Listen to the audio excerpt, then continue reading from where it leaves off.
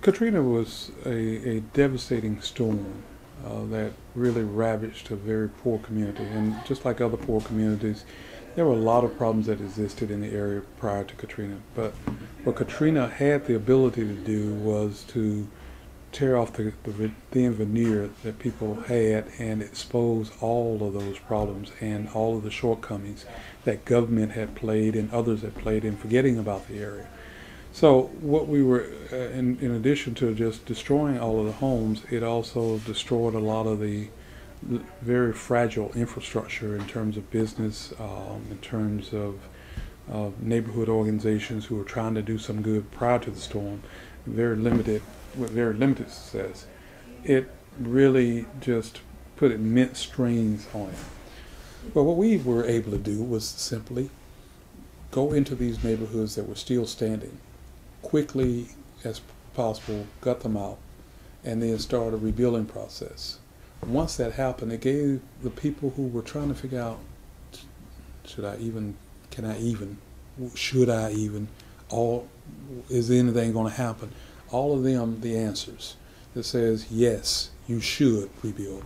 Yes, something is going to happen. Yes, the neighborhood is going to come back. And yes, you can control it. And by the way, if we build enough of these, it stops that kind of gentrification from taking place. It's a strange place because it's a very low-income neighborhood, but it's also ringed by casinos. And so people were wondering, well, how is that going to affect the rebuilding process? And how much is the place going to be turned into a giant golf course?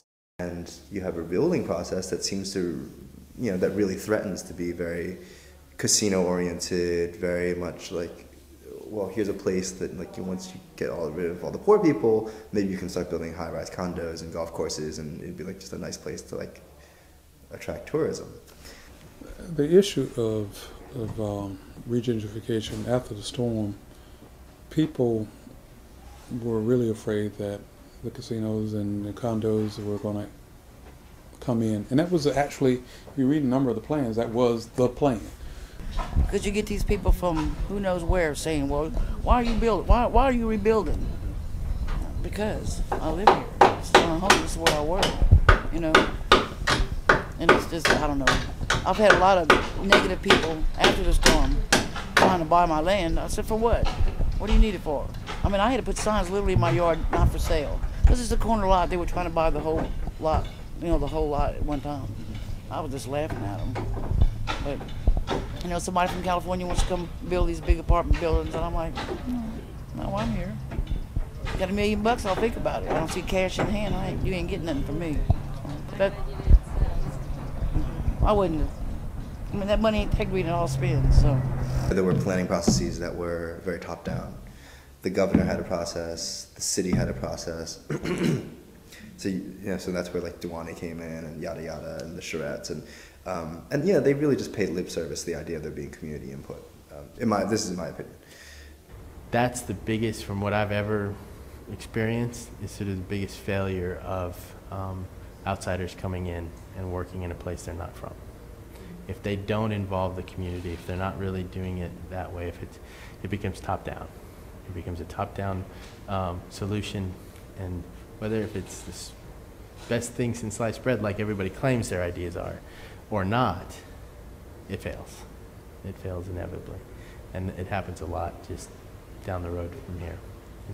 With that as the context, the Coordination Center, again, who are at this point really organizing volunteers and getting outreach work done to draw people in here, to let them know that here is a place where you can get assistance. Here's a place where we can let you know really what's happening. It was a really important place for information dissemination.